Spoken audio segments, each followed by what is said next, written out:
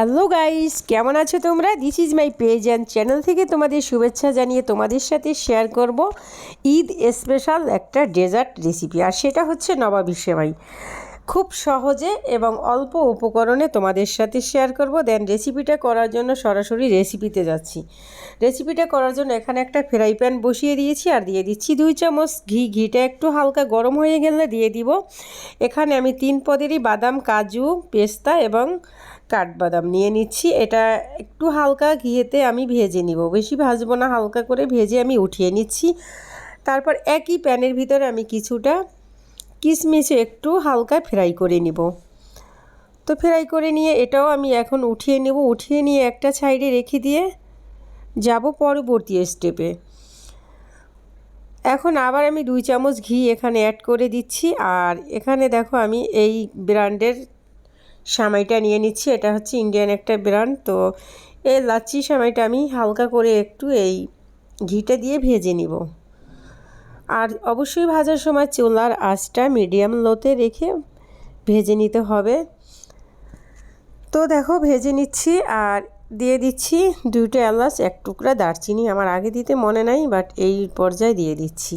তো দিয়ে তারপরও আমি সুন্দর করে নেড়ে চেড়ে লো হিটে ভেজে নেব। এখন আমি হাফ কাপ গুঁড়া দুধ দিয়ে দিচ্ছি।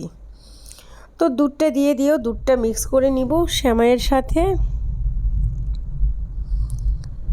তারপরে এখানে অ্যাড করব আমি চিনি।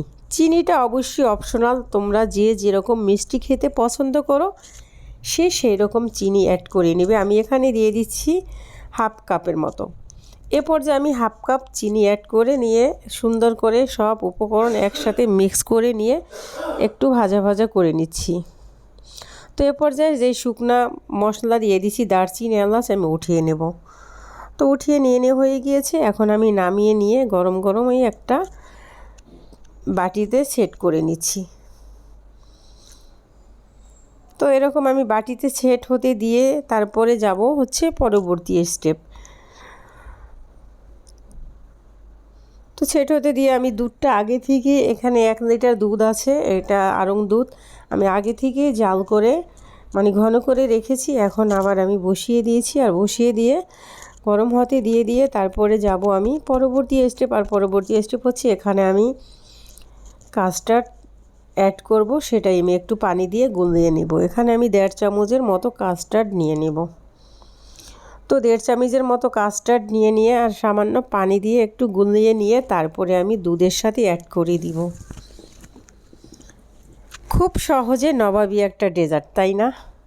তো এরই ফাঁকে আবার আমি 2টা গ্লাসেও মানে সেমাইটাকে একটু দেখতে সুন্দর লাগবে এটাও আমি সার্ভ করে নিচ্ছি। দেখো একটু চেপে চেপে দিয়ে তারপরে আমি সেই দুধের কাছে আবার চলে যাব, যে কাস্টার্ড পাউডারটা আমি অ্যাড করে দিব। এই পর্যায়ে প্রথমে দিয়ে দিচ্ছি, এখানেও আমি হাফ কাপ চিনি দিয়েছি। চিনিটা সবসময় আমি বললি যে যেরকম মিষ্টি খেতে পছন্দ করো সেই রকম চিনিটা অ্যাড করে নেব। দেখো টেস্টটা ঠিক রাখার জন্য আমি সামান্য একটু লবণ দিয়ে এখন মিক্স করে নিচ্ছি।